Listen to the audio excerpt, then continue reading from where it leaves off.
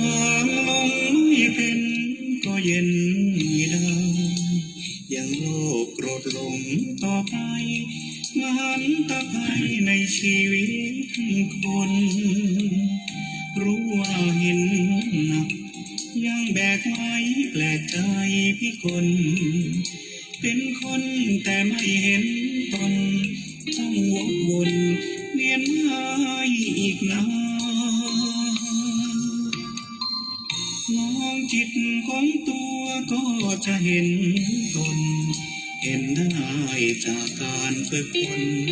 หลงตัวลืมตนไม่พ้นคนผ่านกิเลสตัณหายังคลักคลุ้งอยู่ในดวงมารหลุดพ้นวัฏสงสารทางพระนิพพานคงไม่พบเจอโอ้อนิจจากลายเป็นโมฆะบุรุษทางนั้นบริสุทธิ์คงพระสัมมาเมตตาเสมอเงินไก่เห็นเพชรเม็ดงามแท้แลเชนปล่อยจิตกายใจให้เจอเสน่ห์กลลวงเคียดข้ามโลกีวางลงให้เป็นก็เย็นเป็นสุขเห็นโลภโกรธหลงคือทุกข์ทำจิตผ่องใสพ้นภัยทันทีพระพุทธองค์ทรงให้ธรรมะส่องทางชีวิตตามรอยพระบาทวันนี้รีบสร้างความดีก่อนวันสิ้นลม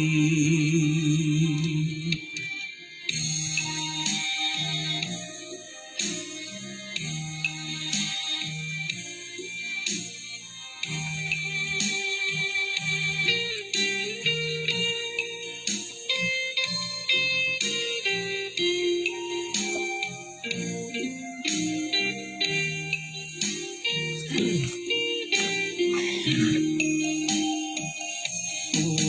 อนิจจากลายเป็นโมฆะ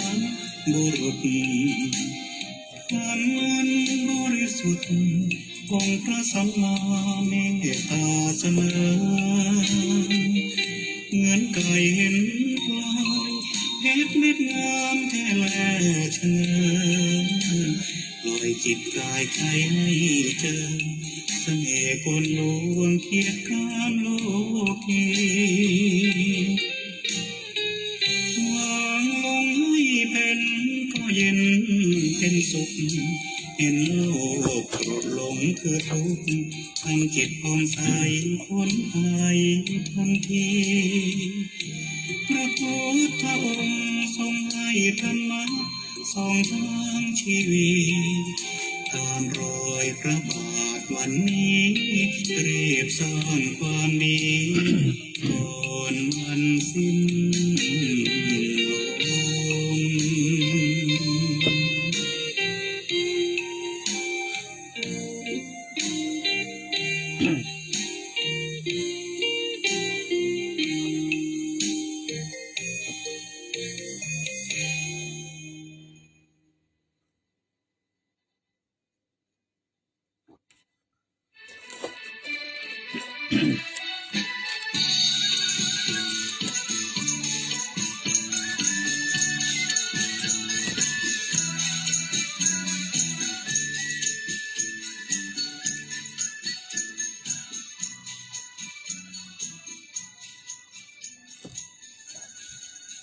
มาคนเดียวไปคนเดียวเปล่าเปลี่ยวนักทิ้งคนรักทรัพย์สินถิ่นอาศัยบาปบุญมีดีชั่วติดตัวไปภพภูมิใหม่มีเพื่อได้ใช้หนี้กรรมแม้ทรัพย์สินมีค่าที่หาไว้ก็เอาไปบัดได้ในวันนั้น คนฮักเฮาเขาก็บ่ได้ไปด้วยกัน มีแต่เหรียญหนึ่งอันเขาฮื้ออม ขอความสุขสวัสดีจงบังเกิดมีแก่ท่านผู้ฟังแฟนรายการฟังสบายสไตล์วิถีชาติทางคลื่นสถานีวิทยุท้องถิ่นจังหวัดเชียงใหม่คลื่นพระพุทธศาสนาและจริยธรรม FM 96.0 เมกะเฮิรตซ์อุปถัมภ์โดยมูลนิธิพระบรมธาตุเจ้าดอยสุเทพมีพระเดชพระคุณหลวงพ่อพระธรรมเสนาบดี เป็นผู้ให้การอุปถัมภ์รายการทุกรายการทางคลื่น FM 96 ขอบพระคุณท่านผู้อำนวยการคณะกรรมการบริหารเจ้าหน้าที่ควบคุมห้องส่งวัดดอยสุเทพท่านอาจารย์พระมหาประสิทธิ์ประสาธิโกขอบพระคุณท่านพระครูเจ้าวัดวัดหนองกายวัดหนองกายเจ้าหน้าที่ควบคุมห้องส่งวัดหนองกายทางคฤหัสถ์และบรรพชิตก็เชื่อมสัญญาณวันจันทร์ถึงวันศุกร์ 11 โมงถึงเที่ยงขอบคุณแฟนรายการที่ติดตามทั้ง2คลื่นสถานีและขอบคุณท่านที่ติดตามทาง Facebook ไลฟ์สดในขณะนี้เวลานี้คุณปุญญนุชพันชัยประสันโนภิกขุแม่ส้มกรแสงคุณอ่องลุงซื่อเข้ามาติดตามให้กำลังใจเป็นชุดแรกก็วันนี้ตั้งแต่เจ้าท่านผู้ฟังก็มีข่าวเนาะที่จริงก็มีข่าวตั้งแต่เมื่อตะวาเพราะว่าเมื่อช่วงก่อนนั้นมีเหตุเรื่องของทหารเหยียบกับระเบิดแล้วทำให้สูญเสียเป็นเพราะว่าเท้าข้างซ้ายแล้วก็มาเกิดอุบัติเหตุสูญเสียเท้าข้างขวาแหมเป็น2 นายนะครับที่ได้รับการบาดเจ็บสาหัสนะครับเหตุนั้นก็เลยทำให้มีเพราะว่ามีเรื่องของการเพิ่มระดับเริ่มระดับของการป้องกันภัยดังที่เราได้ยินข่าวแต่ว่าเมื่อค่ำว่าประมาณช่วงค่ำๆนะครับก็ได้มีการปิดนะครับชายแดนทั้งหมดที่ติดต่อกับประเทศเพื่อนบ้านแล้วก็มีการปิดสถานที่ท่องเที่ยวทั้ง3 ที่หลังจากนั้นก็มีการเรียกทูตไทยเอกอัครราชทูตกลับประเทศแล้วก็ให้ทูตของเปิ้นกลับบ้านเปิ้นพอมาเช้าวันนี้นะครับประมาณช่วง8 โมงป่ายก็เกิดเหตุการณ์ปะทะเกิดขึ้นที่ชายแดนไทยกัมพูชาที่ปราสาทตามันทมซึ่งก่อนหน้านี้ก็มีนักท่องเที่ยวทั้งชาวไทยทั้งชาวกัมพูชามาเที่ยวกันนักเพื่อมามาให้กำลังใจนะครับของฝ่ายตัวเก่าจนกระทั่งก็ตอนนี้ก็เป็นการเกิดเหตุขึ้นมาเฮาเป็นคนไทยก็จะต้องให้กำลังใจทหารไทยเนาะขอให้เปิ้นปลอดภัยอย่าได้เกิดภัยอันตรายใดๆเกิดขึ้นกับพี่น้องลูกหลานทหารไทยเฮาเพราะส่วนมากที่ไปอยู่ตามชายแดนก็จะเป็นหมู่ระดับทหารที่เป็นระดับมันต้องอย่างเป็นพลทหารพ่องนะครับเป็นนายสิบเป็นจ่าเป็นผู้หมวดผู้กองนะครับส่วนมากก็จะอยู่ตามตะเข็บชายแดนเพราะว่าจะต้องเป็นรั้วของชาติป้องกันภัยพี่น้องเฮาก็ช่วยกันสวดมนต์ภาวนาแผ่เมตตาเพื่อกับลูกหลานทหารไทยเพื่อแคล้วคลาดปลอดภัยจากพยันอันตรายทั้งหลายเฮาก็ได้แต่ส่งใจไปท่านผู้ฟังส่งบุญส่งความห่วงใยไปเนาะเพราะว่าเฮาอยู่ไกลนะครับเฮาอยู่ไกลดังนั้นก็ฝากทุกท่านด้วยเนอะความสูญเสียนั้นถ้ามันเกิดขึ้นกับไผมันก็ย่อมมีความเสียใจเป็นธรรมดาแต่ที่จริงแล้วทหารทุกคนเปิ้นหูดีครับทหารทุกคนเนี่ยที่เปิ้นไปสมัครเป็นทหารเนี่ยไปอยู่ชายแดนเนี่ยเปิ้นหูครับเปิ้นจึงบอกลูกบอกเมียบอกพ่อแม่พี่น้องเปิ้นอยู่แล้วว่ามันต้องเป็นห่วงถ้ามันถึงที่สุดก็คือตายถ้าตายก็จะมีธงไตรรงค์ได้ป ปกคุมกายพ่อแม่ลูกเมียก็จะได้รับการตอบแทนจากประเทศชาตินะก็คือเรื่องของการได้เลื่อนยศเลื่อนตำแหน่งให้เปิ้นการที่จะต้องมีเงินเงินที่จะมอบเพื่อกับทางญาตินะครับอันนี้ก็เป็นการกำหนดของทางหน่วยงานทหารเปิ้นอยู่แล้วนะครับคนที่ทำคุณงามความดีทำความดีความชอบเสียสละชีวิตเสียสละร่างกายเพื่อปกป้องอธิปไตยอันนี้ก็จะได้รับการตอบแทนอย่างแน่นอนอันนั้นเปิ้นก็รู้อยู่แล้วนะครับว่าไปเนี่ยเป็นก็ตายนะคือถ้าเป็นก็คือรอดถ้าบ่รอดคือตายคือทหารนี่เป็นคือเปิ้นได้รับการอบรมมานะว่าสละชีพเพื่อชาติอันนี้คือหัวใจสำคัญการสละชีพเพื่อชาติรักษาอธิปไตยนะรักษาชาติศาสนาพระมหากษัตริย์อันนี้คือข้อยึดข้อปฏิบัติของทหารทั้งหลายเปิ้นทำกันอย่างอี้ท่านผู้ฟังก็เหมือนอย่างในพระพุทธศาสนาของเฮาก็อย่างพระสงฆ์ทั้งหลายเนาะก็สละความสุขส่วนตัวเพื่อที่จะมาช่วยกันดูแลพระพุทธศาสนาสละเหย้าสละเรือนสละบ้านสละการงานทรัพย์สินต่างๆเข้ามาอยู่ในบวรพระพุทธศาสนาเพื่อมาศึกษาเรียนรู้พระธรรมวินัยพระธรรมคำสอนแล้วก็นำมาอบรมสั่งสอนศรัทธาญาติโยมเพื่อได้รู้ได้เกิดความเข้าใจในเรื่องของธรรมะคำสอนต่างๆอันนี้ก็เป็นภาระหน้าที่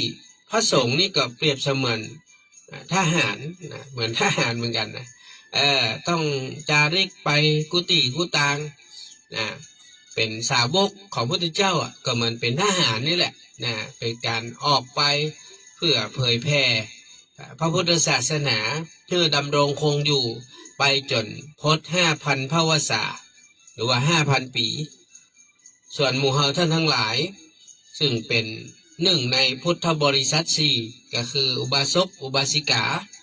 เราก็มีหน้าที่ที่จะต้องปกป้องคุ้มครองรักษาพระสงฆ์ทั้งหลายเพื่ออยู่รอดปลอดภัยจากพยันอันตรายทั้งหลายนะฮะเอาไม่ใช่ว่าเปิ้นไปต่อสู้เพียงลำพังเหมือนอย่างทหารทั้งหลายก็เหมือนกันเนาะเปิ้นก็จะมีแม่ทัพไปยื้อไปหาไปให้กำลังใจนะครับแล้วก็จะส่งกำลังหนุนจะส่งยุทโธปกรณ์ต่างๆไปให้ก็เหมือนอย่างเฮาการดูแลพระสงฆ์ก็เหมือนกันเนาะเฮาก็จะต้องให้เครื่องไม้เครื่องมือกับเปิ้นเช่นสร้างที่อยู่อาศัยให้เปิ้นดูแลเรื่องอาหารการกินเปิ้นดูแลเรื่องเสื้อผ้าเครื่องนุ่งห่มเวลาเปิ้นเจ็บป่วยบ่สบายก็ดูแลเรื่องยุกยาเภสัชต่างๆเนี่ยอันเนี้ยมันก็เหมือนเดียวกันก็คือการฮื้อนะครับเปิ้นฮื้อยุทโธปกรณ์เฮาฮื้อกำลังฮื้อเสบียงฮื้อที่อยู่อาศัยดังนั้นการดูแลซึ่งกันและกันนี่แหละมันจะเป็นหนทางที่ทำให้พระพุทธศาสนาของเฮาดำรงคงอยู่คู่กับสยามประเทศหรือว่าคู่กับประเทศไทยเฮาไปตราบนานเท่านานสืบเจนลูกเจนหลานก็เท่าที่ได้ยินมาตอนนี้ทางกระทรวงวัฒนธรรมนะเปิ้นก็จะสร้างกระแสนิยมเรียกว่าปลุกกระแสให้ลูกหลานเยาวชนเข้ามาเรียนรู้ศึกษาเรื่องของหลักธรรมคำสอนในพระพุทธศาสนาซึ่งที่จริงเนี่ยถ้าเป็นรุ่นเฮาเนี่ยรุ่นหมู่ที่อายุสัก20ขึ้นมาเนี่ยนะ20ขึ้นมา30-40เนี่ยรุ่นมิวนี้นี่ยังมีโอกาสเพราะว่าสมัยนั้นเนี่ยโรงเรียนจะอยู่ในวัดหรือว่าโรงเรียนจะอยู่ในพื้นที่ของวัดฉะนั้นเมื่อโรงเรียนอยู่ในวัดห้องโรงเรียนวัดภายหลังเปิ้นบ่ฮื้อนี้ละเปิ้นก็ฮื้อแยกออกมาแยกมาวัดก็ส่วนวัดโรงเรียนก็ส่วนโรงเรียนที่เขาก็ใช้คำว่าบวรน่ะ บวรเนี่ยบวรเนี่ยท่านผู้ฟังบใบไม้บใบไม้วแหวนรอเรือเนี่ยมันก็ประกอบด้วยบ้านประกอบด้วยวัดประกอบด้วยโรงเรียนเห็นไหม3 ส่วนนี้นะที่จะช่วยกันบ้านวัดโรงเรียนบ้านก็คือเป็นส่วนแรกก็คือคนในครอบครัวนะคนเป็นพ่อเป็นแม่ปู่ย่าตายายลูกหลานเนี่ยบ้านเนี่ยมันก็จะต้องสร้างเพื่อมันแน่อยู่ไม่ใช่ว่าบ้านหลังใหญ่หลังโตไม่ใช่นะสร้างความสุขสร้างความอบอุ่นสร้างความเห็นที่มันถูกต้องให้เกิดในบ้านนะคนที่เป็นผู้นำครอบครัวก็จะต้องเป็นคนที่มีศีลมีธรรมคนเป็นปู่ย่าตายายคนเป็นพ่อเป็นแม่คนเป็นผู้นำเนี่ยนะเป็นผู้ปกครองลูกหลานเนี่ยก็จะต้องอยู่ในศีลในธรรมก่อนเป็นเบื้องต้นนะแนะนำบอกกล่าวในสิ่งที่ถูกต้องดีงามเพื่อแก่ลูกแก่หลานเป็นแบบอย่างที่ดีเพื่อแก่ลูกแก่หลานนี่ห้องว่าบ้านแล้วคือในบ้านนั้นมันมีแต่ความอบอุ่นไม่ใช่พ่อเป็นขี้เหล้าแม่เป็นคนขี้ไพ่ไฮโลนี่มันก็บ้านก็วุ่นวายบ้านก็บ่เป็นบ้านเพราะว่าพ่อก็เปิ่งบ่ได้แม่ก็เปิ่งบ่ได้ติดการพนันติดเหล้าติดยาอันนี้พ่อแม่เป็นอย่างนี้ลูกหลานก็มาสามารถเอาพ่อแม่เป็นตัวอย่างที่ดีได้นะบ้านก็ต้องดูแลแบบนี้นะพอคำว่าวอแหวนนี่วัดนี่ช่วยคัดช่วยถูวัดนี่มันช่วยคัดช่วยถูคัดอย่างคัดกิเลสถูอย่างก็ความที่มันบดีทั้งหลายมันเหมือนเราเอาผ้าไปซัก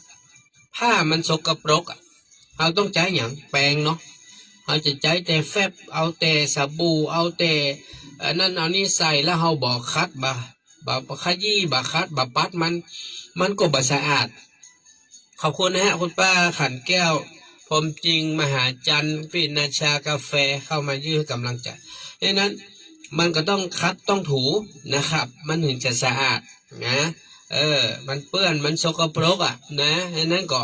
เป็นที่ฝึกหัดดัดนิสัยวัดนี่นะโดยมีครูบาอาจารย์มาส่งสมณเณรได้เป็นคนช่วยแนะช่วยนำช่วยสั่งช่วยสอนเหมือนอย่างหลายที่ผมเห็นแม้แต่ในแต่โรงเรียนที่เป็นโรงเรียนคิดนะเดี๋ยวนี้เพิ่นมีการฮื้อละอ่อนที่พ่อแม่เป็นพุทธเนี่ยมันไปเข้าเรียนคิดแต่ว่าเพิ่นเป็นพุทธนะเพิ่นมาปิดกั้นเดี๋ยวนี้ไม่ใช่ว่าคนเป็นพุทธไปเข้าเรียนคิดมาได้คนเป็นคิดมาเข้าเรียนพุทธมาได้มีนะเพิ่นปิดกั้นกันปรากฏว่าพอถึงแน่เนี่ยการเรียนภาษาเนี่ยก็จะดูละอาจารย์คนไหนเป็นพุทธมานำน้องนักเรียนที่เป็นพุทธเหมือนกันไปเข้าแถวเอาเตียนเนี่ยไปตานตามวัดใกล้โรงเรียนเห็นไหมเพิ่นมีการทำหรอเพิ่นมีการหินครูรวบรวมลูกหลานเฮาไผเป็นชาวพุทธหอมกันคน5 บาท10 บาทยกไปตานไปตานตัวเปิ้นคือความร่วมไม้ร่วมมือกับเจ้าบ้านเปิ้นเห็นไหมโรงเรียนเปิ้นวัดนี่จึงเป็นสิ่งที่จำเป็นและสำคัญที่เป็นที่รวมจิตรวมใจแล้วก็โรงเรียนบวรบ้านวัดโรงเรียนก็เป็นที่บอกที่สอนเป็นที่ให้น้องๆได้เรียนรู้ได้มีความรู้ติดตัวครูเนี่ยก็คือผู้ที่ทุ่มเทเสียสละสภาพกำลังแรงกายแรงใจที่ได้อบรมสั่งสอนลูกหลานของเขาเพื่อมันหูหนังสือกอไก่ขอไข่1 2 3 4อย่างหมู่เฮาเนี่ยเราได้เรียนมาอย่างผมเรียนตั้งแต่ป .1 ตั้งแต่โรงเรียนป.สมัยก่อนห้องป.ขี้ไก่เนาะป.ขี้ไก่ก็คือเด็กเล็กกันอนุบาลถ้ามาเทียบประเดียวตั้งแต่อายุประมาณ6 ขวบเอาก็เข้าเด็กเล็กป.ขี้ไก่ประมาณแล้วก็ขึ้นมาป.1จากป.ขี้ไก่กับมาป.1ไปถึงป.6ก็มาเรียนม.1 2 3 4 5 6 เราอย่างวินัยก็มาเรียนต่อปริญญาตรีเห็นไหมเขาก็เริ่มต้นเรียนมานะครับดังนั้นบ้านวัดโรงเรียนบวรก็เป็นสิ่งที่มีความจำเป็นสำคัญต่อพี่น้องเฮาโดยเฉพาะยิ่งพุทธศาสนิกชนทั้งหลายเฮามีหน้าที่ที่จะต้องดูแลรักษานะครับคำสั่งคำสอนของปู่ย่าตายายพ่ออุ้ยแม่หม่อนเฮาเปิ้นปลากินปลาตานเฮาก็รักษาขีดรักษาหอยไว้เปิ้นปลาเข้าวัดเข้าวารักษาศีลฟังธรรมเฮาก็สืบไว้เปิ้นปลาเฮาไปปฏิบัติธรรมกรรมฐานก็ฝึกไว้เฮียนไว้สืบกันต่อไปสู่ลูกสู่หลานอันนี้ก็ขอความเพราะว่าขอแสดงความขอบคุณ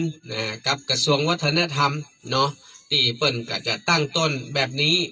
เพื่อสืบไปเจนลูกเจนหลานเฮาเพราะว่าน้องอ่อนบัดเดียวนี้ก็ต้องยอมรับว่ามันเฮียนนักล้ำไปมันบ่ได้มีโอกาสเข้าหาวัดหาวาเพราะนั้นอันนี้มันก็จะทำให้พระพุทธศาสนาเฮาเนี่ยมันก็จะค่อยๆเลือนหายไปแม้กระทั่งในบัตรประชาชนเปิ้นยังบ่ฮื้อใส่ศาสนาแล้วเดี๋ยวนี้แต่ก่อนทะเบียนบ้านเฮานี่ก็ยังมีอยู่เป็นศาสนาพุทธนะครับบัตรประชาชนนี่ก็บ่มีแล้วเปิ้นบ่ฮื้อใส่แล้วเวลาเฮาเดินทางไปต่างประเทศไปหั่นไปนี่เปิ้นจะได้ว่ามันมีปัญหาเรื่องศาสนามันคนเฮาว่าไปไหนก็ได้อีล่ะแต่ทีนี้คำว่าเป็นพุทธนี้เฮาก็ฮู้อยู่ละพุทธะผู้รู้ผู้ตื่นผู้เบิกบานฮู้ดีฮู้ชั่วตื่นจากกิเลสเบิกบานแช่มชื่นด้วยความมีศีลมีธรรมของเฮาศีลธรรมกรรมฐานของเฮาอันนั้นถ้าเฮาจะเป็นชาวพุทธที่ถูกต้องแล้วก็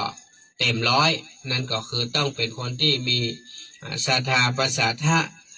เชื่อมั่นเริ่อมใสในพระพุทธศาสนาอันประกอบด้วยพุทธรัตนะธรรมรัตนะสังฆรัตนะแก้ว3ประการคือเอาพระพุทธพระธรรมพระสงฆ์เป็นสรณะที่พึ่งนะครับเป็นที่ยึดเหนี่ยวจิตใจเป็นที่ฝึกหัดปฏิบัติคัดเก่ากิเลสคนเฮาทุกคนมันมีกิเลสมันมีนักมีน้อยเฮาก็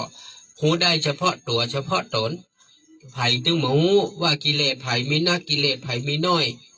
มันเหมือนกรรมที่เปิ้นอุปมาเป็นว่าทะเลเนี่ยในมหาสมุทรลึกขนาดไหนเปิ้นยังสามารถคาดคะเนได้แต่ตัณหานะครับหรือว่ากิเลสของคนเฮาเนี่ยมันมีนักจนบ่สามารถที่จะประมาณนับได้อันนี้คือเรามันต้องมาเวียนเกิดเวียนตายถ้าเราบ่มีกิเลสเราบ่มีตัณหา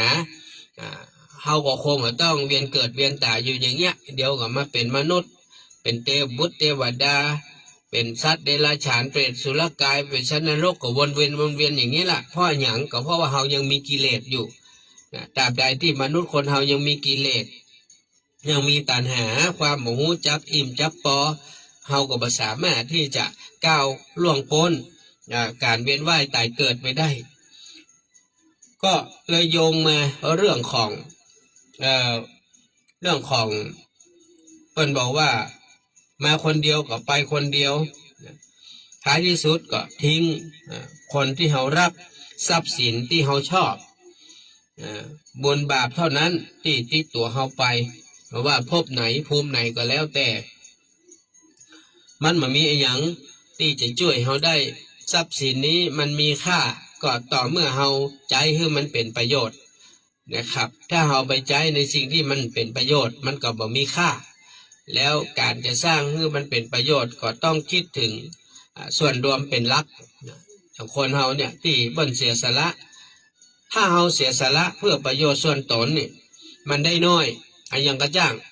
ถ้าเป็นประโยชน์ส่วนตนเนี่ยมันได้น้อยแต่ถ้ามันสละเพื่อประโยชน์ส่วนรวมมันได้นักท่านผู้ฟังกันก่อนดังนั้นเราจะเสียสละอย่างก็แล้วแต่เสียสละทรัพย์สินสมบัติเสียสละความสุขส่วนตัวเสียสละแรงกายแรงใจเสียสละอย่างที่มันเป็นส่วนตัวเพื่อส่วนรวมอันนี้เป็นสิ่งที่น่าชื่นชมน่าอนุโมทนาในหลายท่านหลายคนที่ก็ กำลังฝึกหัดกำลังปฏิบัติอยู่นะอย่างเช่นเราไปเลี้ยงโรงทานนี่เนาะเปิดมีการมีงานโน่นนี่นั่นเราเสียสละทรัพย์สินสมบัติของเราเอาไปทำเป็นอาหารโน่นนี่นั่นเอาไปแจกไปเลี้ยงเปิดเหมือนอย่างเศรษฐีทั้งหลายเนาะ พอหน้าที่คนกำลังทุกข์ยากคนกำลังลำบากโอ้เดี๋ยวก็ซื้อไข่ซื้อน้ำมันซื้อข้าวสารอาหารแห้งเอาไปแจกเอาไปปันเนี่ยวันเกิดกาเดือนจีปีใหม่กาขึ้นบ้านใหม่กาอย่างเนี้ยนะเปิ้นก็เอาไปแจกแม้กระทั่งงานศพงานสากญาติผู้ใหญ่เปิ้นก็เอาไปแจกอย่างเงี้ยอันเนี้ยมันเป็นการสร้างบุญสร้างกุศลให้กับส่วนรวมคนทุกข์คนยากคนลำบากมันมีนักแต่เฮาบ่ค่อยมีใครแสดงออกมาได้แม้แต่นานวุฒิชาตินี่สมมติว่าไปเจอเปิ้นแจกข้าวสารอาหารแห้งก็ถ้าจะไปเข้าแถวต่อเปิ้นเหมือนกัน หลังๆนี้ก่อนหน้านี้เฮาก็เป็นคนไปแจกเลยนะแต่วันหนึ่งถ้าเฮาลำบากถ้าเฮาไปเจอเปิ้นแจกเฮาก็ถ้าจะไปฮับเหมือนกัน เอาก็ไปฮับของแจกเหมือนกันที่จริงแล้วคนที่เป็นคนฮื้อเนี่ยเปิ้นบอกว่ามันมีน้อยกว่าคนที่ฮับท่านผู้ฟังสังเกตดูเลยคนแจก1ครอบครัวเต็มที่20 คนครอบครัวนี้ทั้งครอบครัวมีญาติโกโหติกา20 คนเปิดบ้านเลยแจกข้าวแจกไข่แจกโน่นนี่นั่นนี่นะแล้วคนมาเข้าแถวเนี่ยมีเท่าไหร่ จะเอา100ก็ได้จะเอา1,000ก็ได้ครับขอให้บอกด้วยโอ้นี่บ้านนี่เปิ้นลองประกาศในเฟซแหละประกาศในเฟซแหละโอ้อันนี้นะวันนั้นวันนี้เวลาโตอีตาจะแจกข้าวสารอาหารแห้งที่บ้านนั้นบ้านนี้นะป้าอุ้มลูกจุงหลานขี่รถขี่ลากันไปปั่นรถถีบไปขี่รถเครื่องไปเตียวไป เพื่อไปรอรับของแจกเข้าแถวยาเฟ้ยเปิดบอกจะแจก10 โมงมาตั้งแต่ตี 5แล้ว จะได้อยู่หัวแถว ว่าไดครับฮัลโหลครับแฟนพันธุ์แท้ครับ ว่าไงแฟนพันธุ์แท้โอ้เนี่ยใกล้จะถึงงานศพพระมหาวิษณุแล้วนะครับผมก็ไปร่วมแล้วครับวันที่10 สิงหาเด้อ9 โมงเกิง9 โมงเกิงไปต้นไปเนอะสาธุพระมหาวิษณุเลยครับครับ อนุโมทนาเด้อครับขอบคุณเนอะแฟนพันธุ์แท้อย่าบอกเหมือนกันเลย ไปร่วมงานก็ไปทำบุญโดยเนี่ยเพื่อนจะปั่นรถทีไปร่วมงานเพื่อนก็ไปทำบุญแล้วก็ไปรับโรงทานคนแจกโรงทานถ้ามีคนห้าบก็ได้บุญเนาะคนไปเลี้ยงโรงทานนี่ถ้าคนแม้กำคนมันเบื่อสังเกตไปแหละถามเถอะหมู่ที่ไปเลี้ยงโรงทานกันบ่อยๆนะถ้ามากันลุ่มล่ำนี่โอ้วุ่นวายนี่นะมันม่วนเดี๋ยวพ่อครูไก่ก็ให้ไปเหมือนเดิมนะพ่อครูไก่ว่าหนูบุญนี่ไปแน่นะครับ100 วันท่านอาจารย์พระมหาวิษณุนี่นะวันที่10 สิงหาคมเนอะภายจะเอาโรงทานไปเลี้ยงก็แจ้งท่านรักษาการเจ้าอาวาสได้เนอะหรือจะแจ้งผ่านพี่นานก็ได้เดี๋ยวจะแจ้งให้อาจารย์เจ้าคุณนิกรให้นะครับภายจะร่วมฝากปัจจัยไปหอมกันเทศกันทำบุญให้ท่านก็ได้นะก็ให้พี่นานวุฒิชาติเป็นสะพานบุญให้ก็ได้เนอะอันนี้พ่อพี่นานก็ไปทำบุญตัวทุกครั้งนะถึงแม้ว่าพอมีไข่ฝากไข่หอมก็ตึงจะไปทำบุญอยู่แล้วเพราะว่าอย่างที่อู้กันไปอาจารย์พระมหาวิษณุนี้ก็แต่ว่าก็เป็นสหายธรรมกันเพราะว่าสมัยเป็นผู้เจ้าพี่นานกับท่านก็เฮียนอยู่ที่มจรวัดสวนดอกรุ่นเดียวกันแต่เฮียนคนละคณะพี่นานนี่เฮียนคณะพุทธของท่านอาจารย์พระมหาวิษณุนี่เป็นเฮียนครุศาสตร์เฮียนครูเป็นเฮียนครูเป็นเฮียนไปคนละอันอย่างอาจารย์เจ้าคุณนิกรนี่ก็เฮียนมาด้วยกันก็ท่านเฮียนคณะมนุษยศาสตร์นี่พระครูวิศวัตรวัดฝ่ายหินนี่ก็คณะพุทธท่านอาจารย์สาธิตนี่ก็คณะพุทธเหมือนกันนะถ้าจำมาผิดเนาะ แต่เปิ้นเรียนคณะพุทธเอกศาสนานะเปิ้นอย่างฮู้นะผมก็ไม่แน่ใจอันนั้นก็เรียนมาด้วยกันทั้งนั้นแหละครูบาอาจารย์หลายตนก็เป็นสหายกันมาก่อนสมัยเมื่อเป็นตุเป็นพระนี่ท่านก็มาจากเข้าไปก็ต้องนึกถึงท่านทำบุญให้ท่านอย่างที่ว่านะคนเฮานี่บางครั้งตอนมีชีวิตก็บ่ค่อยมีใครหันคุณงามความดีเป็นตี้เป็นแต่เป็นว่าพอตายไปกึดเติงหามันเต้อย่างเหมือนอย่างนั้นนานวุฒิชาติเนาะอยู่กินอยู่ตานโดยพ่อแม่ศรัทธามาเป็น20 ปีเกิดหลึกตึกตักนานวุฒิชาติเด็ดสมอลี่ไปนะก็เติงหาปุ่นนานมันเต้สมัยมันมีชีวิตอยู่มาอู้จ้อยนี่ฟังมันตีขึ้น96เนี่ย11 โมงถึงเที่ยงนะเป็น10-20 ปีไม่ได้ยินเสียงมันละเฮ้ยมันไปพูดแล้ว มันอยู่มันกับปลาเฮาไปกินไปตานไปสร้างวัดสร้างวาไปปฏิบัติธรรมมันมาอยู่ละง่อมหามันแด้เนี่ยปุ่นไปเกิดถึงตอนมันไปพูดแล้ว ตอนมันอยู่ไม่ค่อยเกิดถึง ผมมายืมมาหานี่นะแต่ก็ยังดีครับอย่างน้อยก็บอกว่าจะเป็น อย่างก็งานพระป่าสถานีก็เจอกันเตื้องแล้วก็งานวันเกิดก็เจอกันเฮียเตื้องเนาะปีก็ประมาณ2 เตื้อแล้วก็ไปเจอตามงานบุญอย่างเงี้ยงานอาจารย์มหานุงานโน่นงานนี่เขาก็ไปเจอกันตามวัดท่านวัดนี่ก็ดีใจอยู่ครับ ดีใจอยู่แล้วก็ฝากไปเนอะวัดอะไรเงี้ยสันมหาพลจะมีธรรมสัญจรเนาะท่านพระครูปลัดธินวัตรพระครูฟลุกวัดยางกวงจะไปเป็นองค์เทศนาธรรมธรรมสัญจรอำเภอแม่วางที่วัดสันมหาพลในช่วงเมื่อค่ำยำแรงของวันที่26วันเสาร์26 กรกฎาคมนี้เนอะปีนานวุฒิชาติเองก็หลังจากที่มาดูแลการปฏิบัติธรรมแล้วก็ค่ำๆก็จะเข้าไปที่วัดสันมหาพลจะได้นำปัจจัยของญาติธรรมผู้ใจบุญที่ได้นำมาฝากพี่หนานแล้วก็จะได้เอาไปร่วมบุญร่วมหอมบอกว่าจะเป็นคุณปี้สุมาลีอรุณวิโรจน์นะครับคุณแม่สุนากันจินะ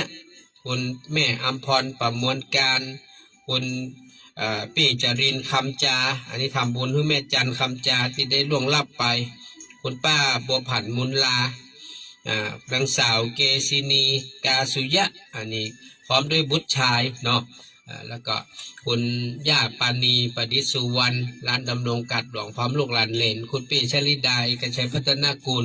ร้านวรรณสนันพร้อมครอบครัวและลูกหลานเกี่ยวกับพี่หนานวุฒิชาติพร้อมด้วยภรรยาลูกหลานวันนี้ก็ ขอบคุณนะฮะสำหรับคุณแม่ขันแก้วดวงศิริ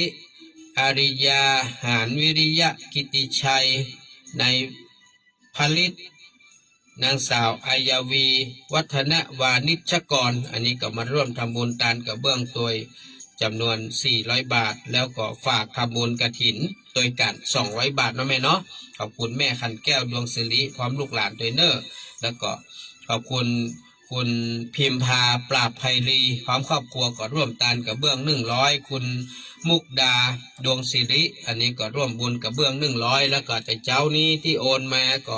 อนุโมทนาขอบคุณกับทางคุณน้องมี่บอกว่ามีคุณแม่สุนาพี่บุญพร้อมด้วยลูกเต้าเหล่าหลานร่วมทำบุญกระเบื้อง200เนอแล้วก็คุณแม่สุทินลวนพร้อมด้วยครอบครัวก็200คุณยายสุภาอุปนันท์พร้อมลูกหลานก็ร่วมบุญ200 แล้วก็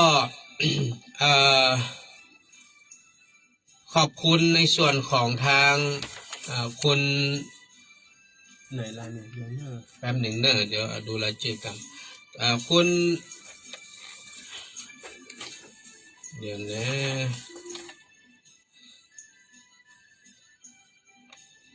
คุณปี้จดินคำจาเนาะอุทิศให้แม่จันคำจานี่ก็ได้ร่วมทำบุญไว้แม่อัมพรเที่ยงบุญก็ร่วมทำบุญกับเบื้องวิลาวันกันททิพย์สาลิสาชาตรีพิพัฒนธรใจขจัด คุณอภิสิทธิ์พรสกุลภักดีพร้อมด้วยครอบครัวเนอะก็ขอบคุณอนุโมทนาบุญนะฮะก็ขออนุโมทนาทุกท่านเพราะว่าผมกำลังเร่งพิมพ์รายชื่อว่าจะให้มันเสร็จภายในวันศุกร์นี้ละเนอะหลังจากนี้ไปก็จะค่อยๆเนี่ยไปอย่ามานักละเพราะว่าตอนนี้ผมรวบรวมทั้งหมดพิมพ์รายชื่อทั้งหมดแล้วก็คิดว่า100%แล้วนะ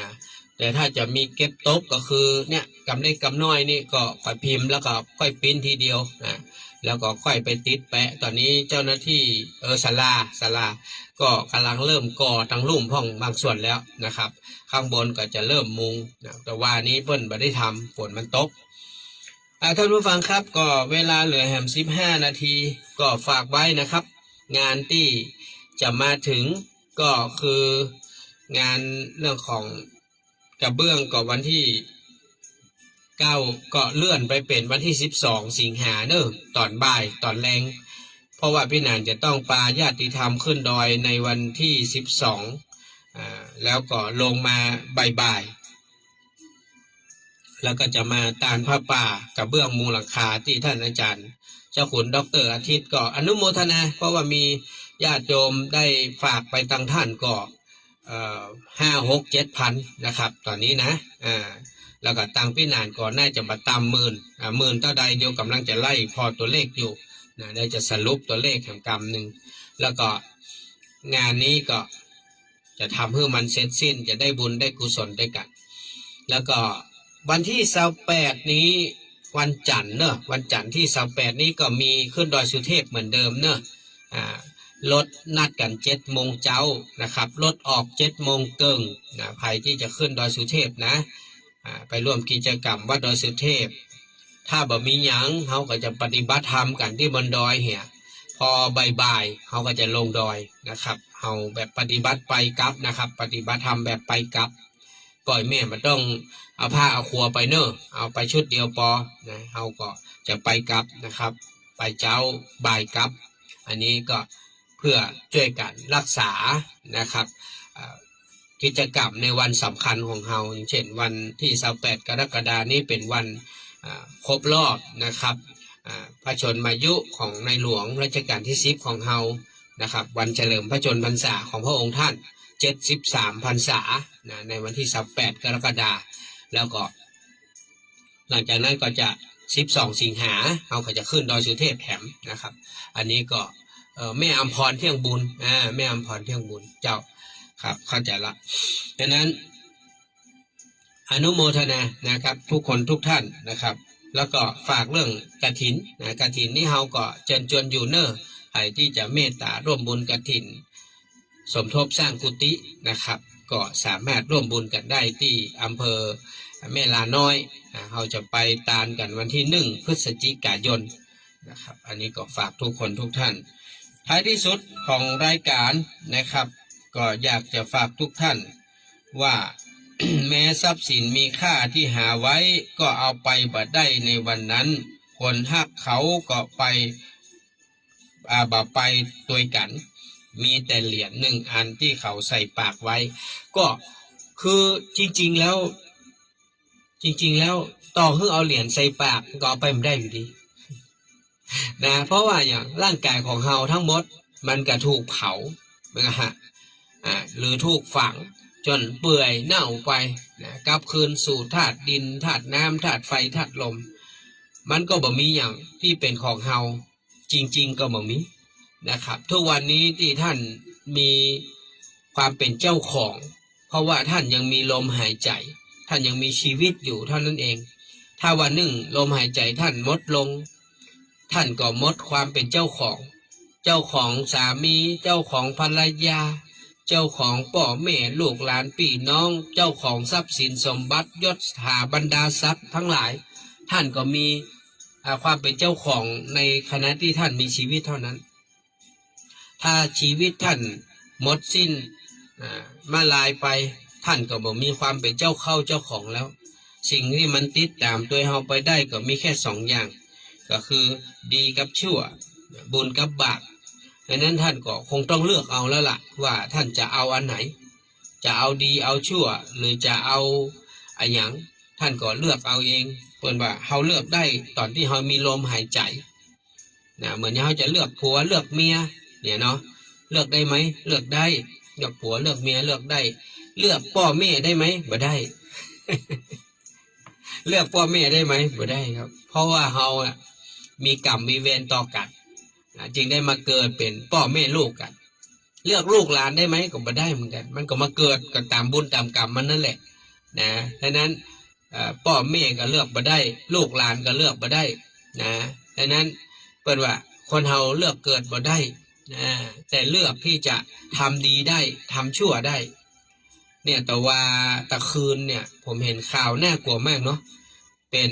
ผู้ใหญ่บ้านเอาปืนนะไปยิงไผ่ยิงภรรยายิงป่อเมียแม่เมียก็ไปยิงคนที่บอกว่ามาก็ลอกก็ติดกับภรรยาตายไป5 ศพท่านผู้ฟังโอ้น่ากลัวเนาะเนี่ยเปิ่นว่าเหรออาวุธนี่มันมาเข้าไผ่ออกไผ่เนาะถ้าคนมีอาวุธอยู่ในมือแล้วบ่มีสติบ่ฮู้จักยับยั้งชั่งใจแต่อารมณ์นี่หุนหันพลันแล่นนี่นะก็กลายเป็น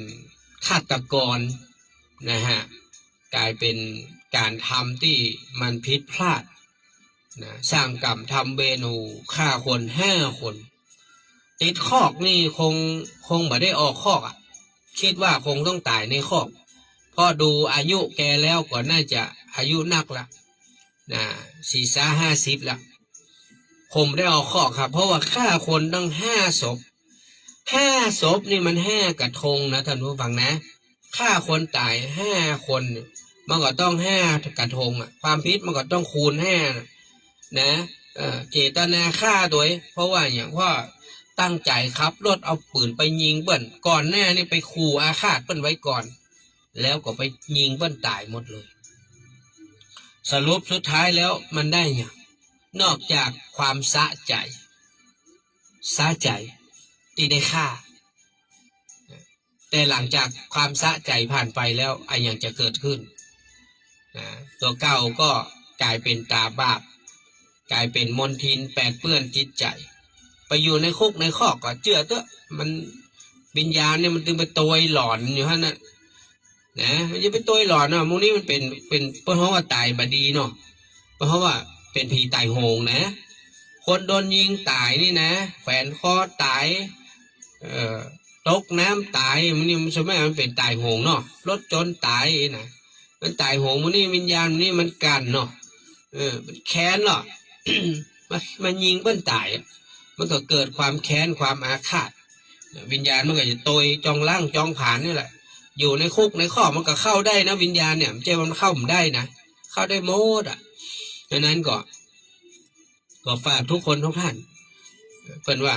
ชีวิตคนเฮานี่ความหลงที่มันเกิดขึ้นเนี่ยหลงปะหน่อยยังหลงกายลืมแก่หลงผัวหลงผัวหลงเมียลืมพ่อลืมแม่เนาะหลงกายลืมแก่หลงผัวหลงเมียลืมพ่อลืมแม่นี่มันมาเกิดเลยเนี่ยมันมาเกิดถึงหัวอกพ่อแม่มันมาเกิดถึงญาติโกโหติกามันสักอย่างอ่ะมันเอาแค่ความแค้นความสะใจตัวเก่าเห็นไหมมันทำลายล้างชีวิตคนอื่นเหมือนพักเหมือนป่าท่านผู้ฟังเนี่ยคนเฮาเนี่ยโอ้เนี่ยเป็นหนึ่งว่าเหรอไอ้ยังนะมันต้องมาน่ากลัวเต้าคนนะผีนี่มันมาหันตัวเนาะมันเป็นวิญญาณเป็นอย่างกันแล้วแต่มันก็มันน่ากลัวเหมือนคนนะคนเนี่ยน่ากลัวมากหันตัวบะหันใจโอ้โหในใจกึดอย่างแต่หันตัวอยู่แต่มาหันใจกึดอย่างกับหมูดังนั้นอันนี้คือสิ่งที่ต้องฝากไว้เป็นข้อคิดกับท่านผู้ฟังว่าจะทำอย่างก็หัวใจจากการไต่ตรองพิจารณาอย่าเอาอารมณ์มานำทางชีวิตนะฮะคนมีนักครับหลงรูปกายหลงความ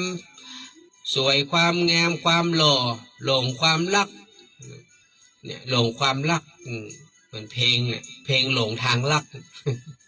สุรพลเพชรสยามเนี่ยมันเข้ากับบรรยากาศขนาดเนาะฟังเมื่อใดมันก็ม่วนนะทุกฟังเอาละวันนี้พอเวลาหมดเวลาก็ฝากไว้นะครับ วันเสาร์นี้ไผ่มีโอกาสมีเวลาจะมาปฏิบัติธรรมที่วัดอินทขินก็เชิญได้นะครับ เชิญมาร่วมบุญได้นะมาปฏิบัติธรรมด้วยกันเรามีกาแฟเรามีโอวัลตินเรามีน้ำดื่มเลี้ยงนะครับท่านมาต้องได้เสี่ยงนะแล้วก็จะมีขนมเลี้ยงโดยพ่อมีเจ้าภาพละนะฮะ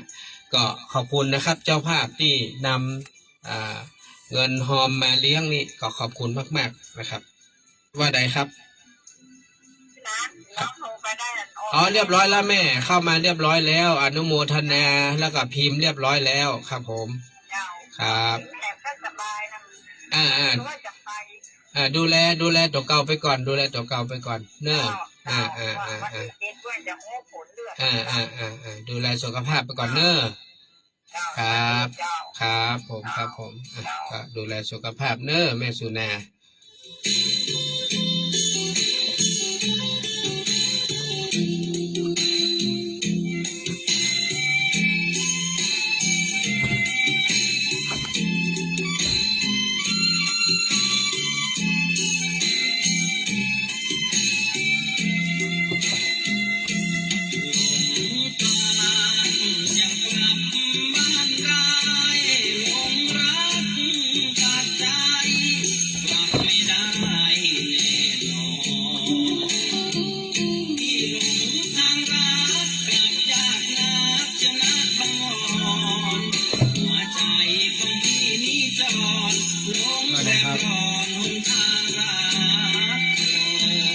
เรียบร้อยแล้วครับเนี่ยเรียบร้อยแล้ว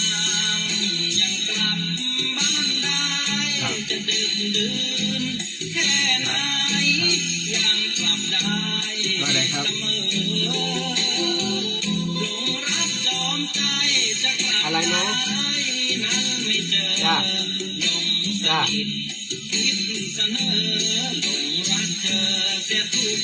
จะไปวันเสาร์นี่กะ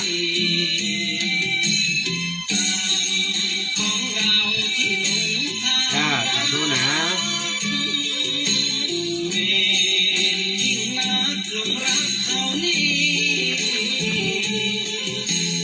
บุญไม่พอแล้วหนอคนดีจึงไม่มีทางที่กับใจได้